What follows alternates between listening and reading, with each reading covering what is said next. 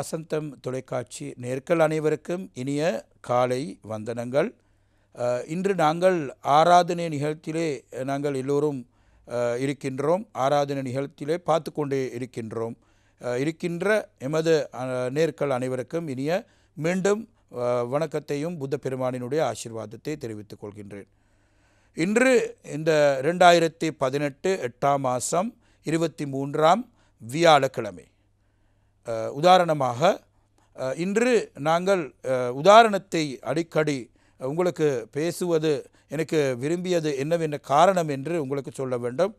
ஏனென்று சொன்னால், இன்னும் ஒரு செயற்பாடுகளை செய்கின்ற பொழுது உதாரணத்தை நாங்கள் எடுத்துமாக இருந்தால், அது ஏற்கனவே செய்த காரியத்தை உதாரணமாக எடுத்துக்கொண்டு அந்த காரியத்தை நாங்கள் செய்கின்ற பொழுது உங்களுக்கு அதிலே இருக்கின்ற பலத்தை கிடைக்க வேண்டிய ஒரு சந்தர்ப்பம் கிடைக்கும். உதாரணத்தை நாங்கள் அடிக்கடி கூறது காரணம் இதுதான்.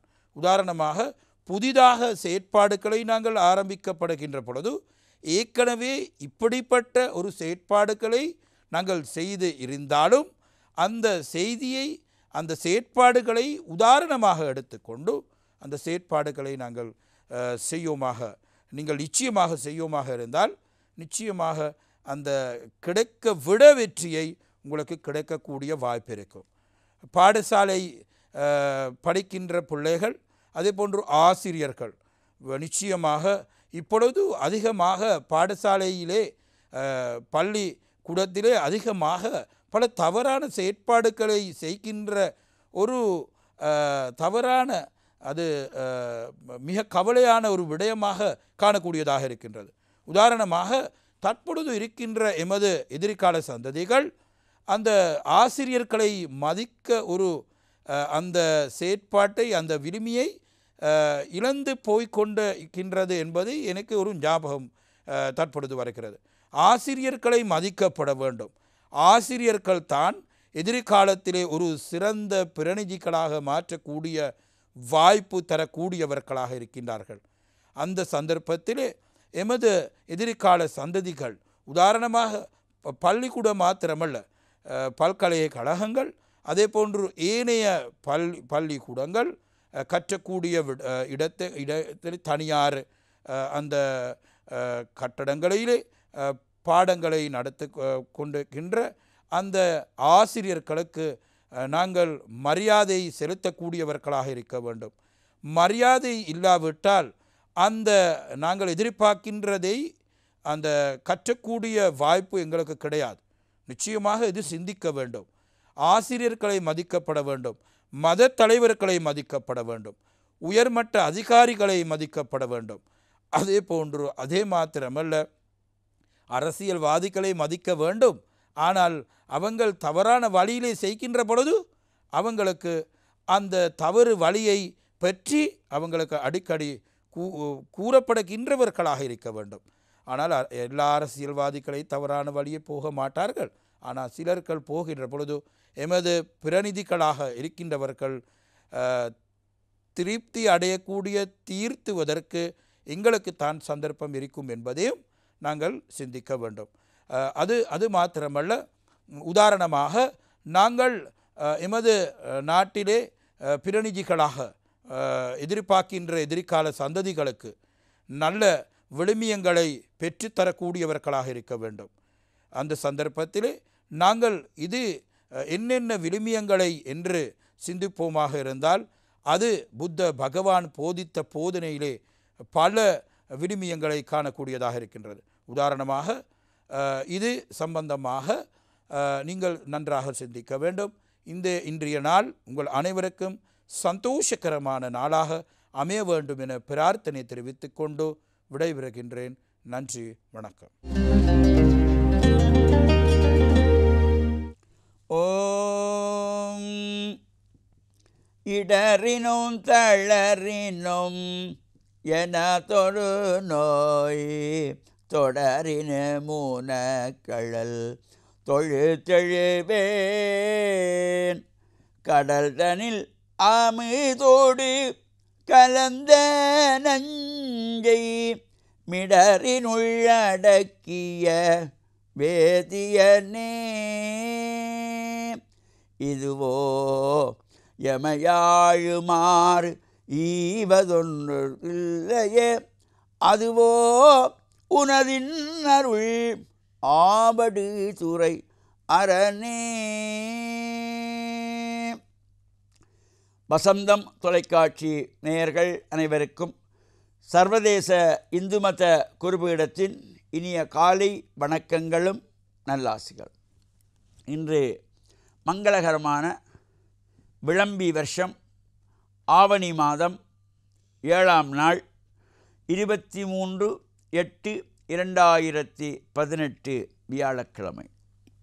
இன்று மலர்ந்திருக்கின்ற இன்றைய பொழுது நம் எல்லோருடைய வாழ்விலும் எல்லா விதமான சிறப்புகளும் வெற்றிகளும் இறையருளும் குருவருளும் பூர்ணமாக கிடைக்க பெற்றோர்கள் தாத்தா பாட்டி போன்ற வயதிலே மூத்தவர்கள் பெரியோர்களுடைய அன்பையும் ஆசியையும் பெறுகின்ற பொழுது நமக்கு நடப்பது எல்லாமே நல்லதாக நாம் நினைத்த காரியங்கள் எல்லாம் சிறப்பாக நடைபெற இந்த பெரியோர்களுடைய ஆசியும் இறையருளும் நிச்சயமாக நமக்கு தேவை.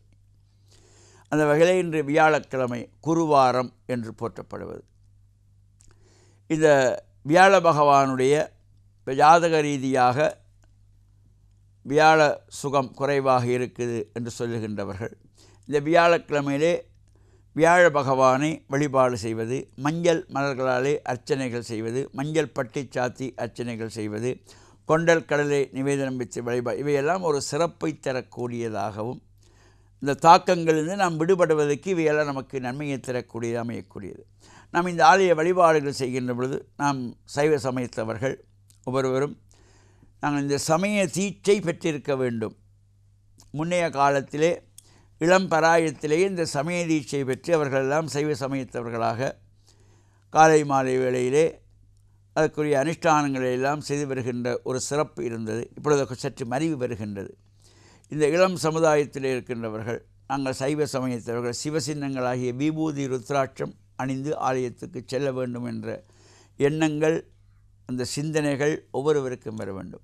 அடுத்து நாம் ஆலயங்களுக்கு செல்லுகின்ற பொழுது இந்த நாகரீக உடைகளோடு செல்வதை தவிர்த்து வேட்டி சால்வை அணிந்து செல்லுகின்ற ஒரு பழக்கத்தை பிள்ளைகளுக்கு நாம் பழக்க வேண்டும்.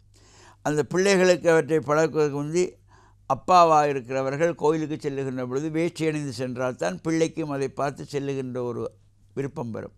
இது அப்பாவே கலிசானோட கோயிலுக்கு போகிறார், லாங்ஸோடு போகிறார், கோட் ஷூட்டோடு போகிறார் என்றால் பிள்ளைக்கும் அதுதான் கோயிலுக்கு போகிற வழக்கம் என்று வந்துவிடும்.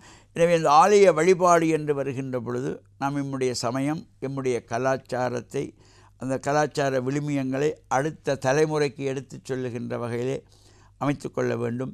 எனவே பெரியவர்கள் இவ்வாறு ஆலய வழிபாடு செல்லுகின்ற பொழுது இந்த வேட்டி சால்வை அணிந்து செல்லுகின்ற பொழுது அதனை பார்த்து பிள்ளைகளும் அதனை பின்தொடர்வதற்கு ஒரு ஏற்றதாக அமைந்திருக்கும். எனவே ஆலய வழிபாடுகள் செய்கின்ற பொழுது நாம் சிறப்பான பூஜை வழிபாடுகளில் கலந்து இறையருளை பூர்ணமாக பெறுவதற்கு உடல் தூய்மையும் ஆடை தூய்மையானதாகவும் இருக்கின்ற பொழுதுதான் அந்த மனம் ஒருநிலைப்பட்டு இறையருளை எல்லாம் நாம் பெறக்கூடியதாக இருக்கும்.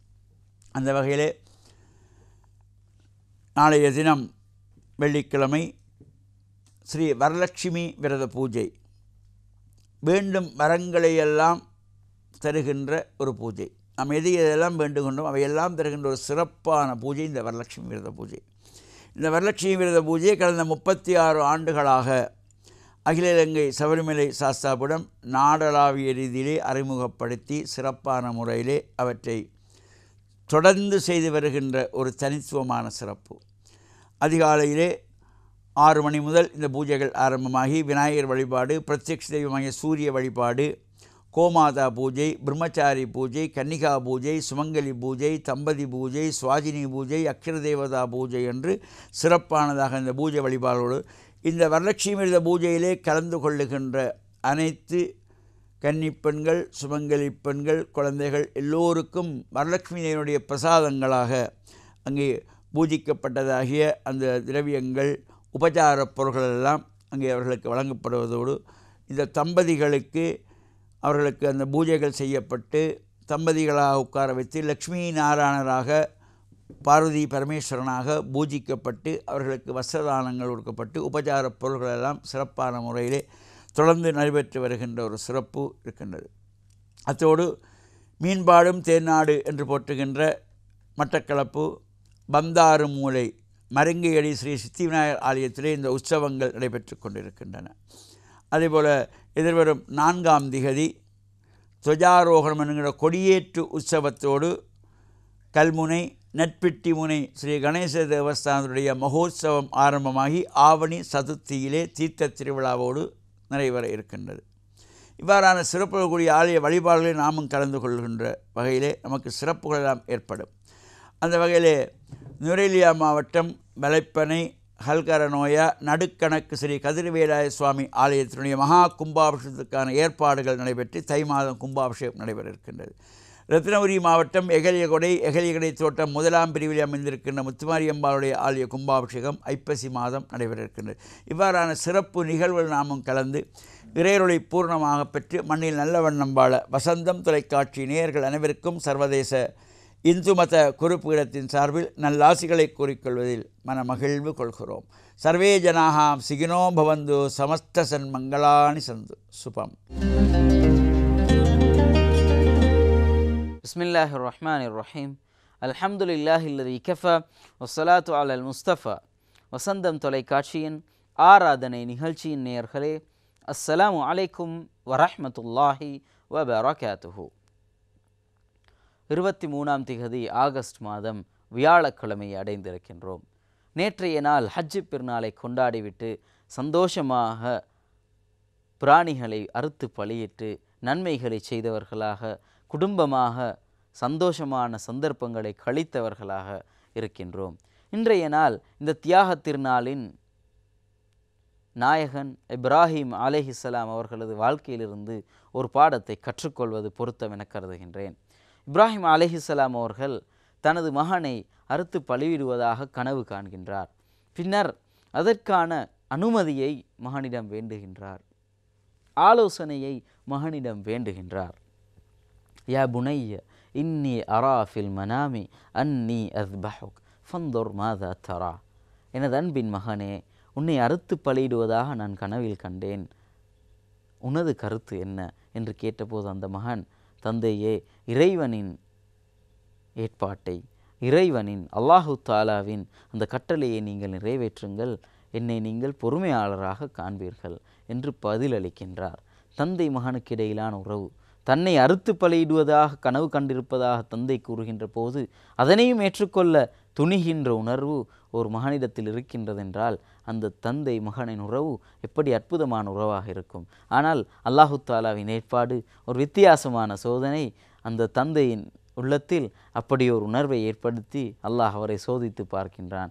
ஒரு போதும் ஒரு மனிதனை அறுத்து பலியிடுகின்ற நிலைமை இந்த மார்க்கத்தில் கிடையாது. அப்படி ஒரு நிலைமையை நோக்கி இந்த மார்க்கம் எம்மை வலியுறுத்தாது. அப்படி ஒரு மோசமான காரியத்தை நோக்கி இந்த மார்க்கம் எம்மை ஒரு போதும் வழிநடாத்த மாட்டாது. அந்த யதார்த்தத்தை புரிந்து கொள்வதற்காகத்தான் இப்படி ஒரு சம்பவத்தை அல்லாஹ் ஏற்படுத்தி தந்தான். அதனூடாக அந்த மகனிடம் ஓர் அழகான ஆலோசனையை வேண்டுகின்ற ஒரு தந்தையாக அவரை மாற்றி, அந்த மகன் அதற்கு பொருந்திக் கொள்கின்ற, நான் எதற்கும் தயார், அல்லாஹு தாலாவின் வார்த்தை என்றால் எதற்கும் தயார் என்று கூறுகின்ற ஒரு நிலைமைக்கு அந்த மகனை அல்லாஹு தாலா மாற்றி காட்டுகின்ற ஒரு அழகான உதாரணம்தான் அந்த சம்பவம். எனவே அந்த சம்பவத்திலிருந்து நாம் எத்தனையோ பாடங்களை கற்றுக்கொள்ள வேண்டியிருக்கின்றது. முதலாவது, ஒரு தந்தை மகனுக்கு இடையில் ஒரு உறவு இருக்க வேண்டும். பல பாடங்களை அந்த தந்தையும் மகனும் கற்றுக்கொள்ள வேண்டும். பரஸ்பரம் கலந்தாலோசிக்க வேண்டும்.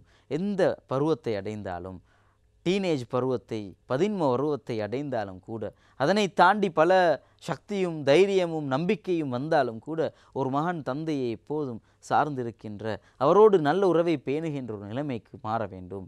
மகன்மாரிடம், குழந்தைகளிடம் ஆலோசனைகளை கேட்கின்ற பெற்றோர் மாற கடமைப்பட்டிருக்கின்றார்கள். எனவே இப்படிப்பட்ட பல பாடங்கள் இருக்கின்றன. அதே போன்று பொறுமையாக அல்லாஹு தாலாவின் ஏற்பாட்டை, வார்த்தைகளை ஏற்றுக்கொள்ள கடமைப்பட்டிருக்கின்றோம். அதையும் தாண்டி இந்த மகனை அறுக்க எத்தனிக்கின்ற சந்தர்ப்பத்தில் அல்லாஹு தாலா அறுக்க விடாமல் தடுத்து விட்டு ஒரு ஆட்டை குர்பான் கொடுக்குமாறு, அறுத்து பலியிடுமாறு வேண்டிக் கொள்கின்ற அந்த சம்பவத்தை சற்று சிந்தித்து பாருங்கள். இந்த நாட்டிலே வாழ்கின்ற எத்தனையோ மனிதர்கள் சில போது தவறாக புரிந்து கொண்டிருக்கின்ற ஒரு சந்தர்ப்பம் தான் இது. எனவே அவர்களுக்கும் இதனை தெளிவுபடுத்தி தெரியப்படுத்தி அழகான முறையில் இந்த மார்க்கத்தை பற்றிய இந்த கலாச்சாரத்தை நடைமுறையை பற்றிய உணர்வை பிறரிடத்தில் ஏற்படுத்தி ஒரு தெளிவை வழங்க முடியுமாக இருந்தால் நிச்சயமாக நானும் நீங்களும் இந்த மார்க்கத்துக்கு செய்கின்ற ஒரு மிகப்பெரிய சேவையாக உதவியாக அது இருக்கும். எனவே நானும் நீங்களும் இந்த இப்ராஹிம் இஸ்மாயில் அலைஹிமஸ்ஸலாம் இருவரது வாழ்விலிருந்தும் தேவையான பாடங்களை கற்று முன்மாதிரிகளை தெரிந்து அவற்றை நாங்கள் நடைமுறைப்படுத்தி பிறருக்கும் அவற்றை புரிய வைத்து ஒரு நல்ல வாழ்க்கை வாழ்வோமாக. அல்லாஹு தாலா எனக்கும் உங்களுக்கும் அந்த சந்தர்ப்பத்தை தந்தருள்வானாக. வாஹிர் தஅவானா அல்ஹம்துலில்லாஹி ரப்பில் ஆலமீன். வஸ்ஸலாமு அலைக்கும் வரஹ்மத்துல்லாஹி வபரகாத்துஹு. கிறிஸ்துக்குள் பிரியமானவர்களே, புதியதொரு நாளுக்குள்ளாக வந்திருக்கிறோம். இந்த நாளிலும் கூட ஆண்டவர் எங்கள் ஒவ்வொருவரை நிறைவாக ஆசீர்வதிப்பாராக. இன்று ஆகஸ்ட் மாதம் 23ஆம் தேதி. எனக்கு அருமையானவர்களே, குடியை கெடுக்கும் என்று நாங்கள் கேட்டிருக்கின்றோம். நீதிமொழிகள் புத்தகம் 23வது அதிகாரம் 29வது வசனத்தில் ஒரு வார்த்தை இருக்கிறது. துன்பம், கதறல், துயர கண்ணீர், ஓயாத சண்டை, ஒழியாத புலம்பல், காரணம் தெரியாமல் கிடைத்த புண்கள், கலங்கி சிவந்திருக்கும் கண்கள், இவை அனைத்தும் அனுபவிப்பது யார்? யார் என்றால் அடுத்த வசனம் சொல்கிறது, திராட்சை ரச மதுவில் நீந்தி கொண்டிருப்பவர்களே, புது புது மதுக்கலவையை சுவைத்து கழிப்பவர்களே இவ்வாறு பிரச்சனைக்குள் உள்ளாகுவார்கள் என்று. குடிப்பவர்களுடைய வாழ்க்கையில் இவை அனைத்தும் இருக்கும். துன்பக் கதறல், எதையாவது ஒரு விஷயத்தை பற்றி ஒரே கதறிக்கொண்டிருக்கிற அந்த துன்பகரமான நிகழ்ச்சிகள் குடிப்பவர்களுடைய வீட்டுகளில் நடக்கும். துயர கண்ணீர், எப்பொழுதும் மகிழ்ச்சியானதில்லை. மனைவி, பிள்ளைகள், உறவினர்கள் எல்லோருமே ஒரு துயர கண்ணீர் வடித்து கொண்டிருக்கின்ற வீடு குடிப்பவர்களுடைய வீடு. ஓயாத சண்டை, இதை சொல்ல வேண்டிய அவசியமே இல்லை. எப்பொழுதும் சண்டை சச்சரவுகள் எங்கே இருக்கும்? குடிப்பவர்களுடைய வீட்டிலே. ஒரு நல்ல அழகான ஒரு நிகழ்ச்சி நடந்து கொண்டிருக்கும். அந்த நிகழ்ச்சி கடைசியாக துயரமாக முடிவது ஏன்? இந்த குடியினால். எனக்கு அருமையானவர்களே, அடுத்ததாக பாருங்கள், ஒழியாத புலம்பல். எப்பொழுது பார்த்தாலும் புலம்பல். என்ன? பணமில்லை என்ற புலம்பல், இந்த பிரச்சனை என்ற புலம்பல், இப்படியான சிக்கல் என்ற புலம்பல், இது எல்லாமே எங்கே இருக்கும் என்றால் குடிப்பவர்களுடைய வீட்டிலே. காரணம் தெரியாமல் கிடைத்த புண்கள். சிலருடைய வாழ்க்கை ஏதோ ஒரு புண், காரணம் தெரியாது. மனதில் ஏதோ ஒரு கவலை, காரணம் தெரியாது. இதற்கு எல்லாவற்றுக்கும் காரணம் என்னவென்றால் குடிப்பவர்கள். அடுத்ததாக பாருங்கள், கலங்கி சிவந்திருக்கும் கண்கள். ஒவ்வொரு சிலருடைய முகத்தை பார்த்தால், அந்த குடும்பத்தினுடைய அங்கத்தினுடைய முகத்தை பார்த்தால் அங்கே மகிழ்ச்சி இருக்காது, சந்தோஷம் இருக்காது.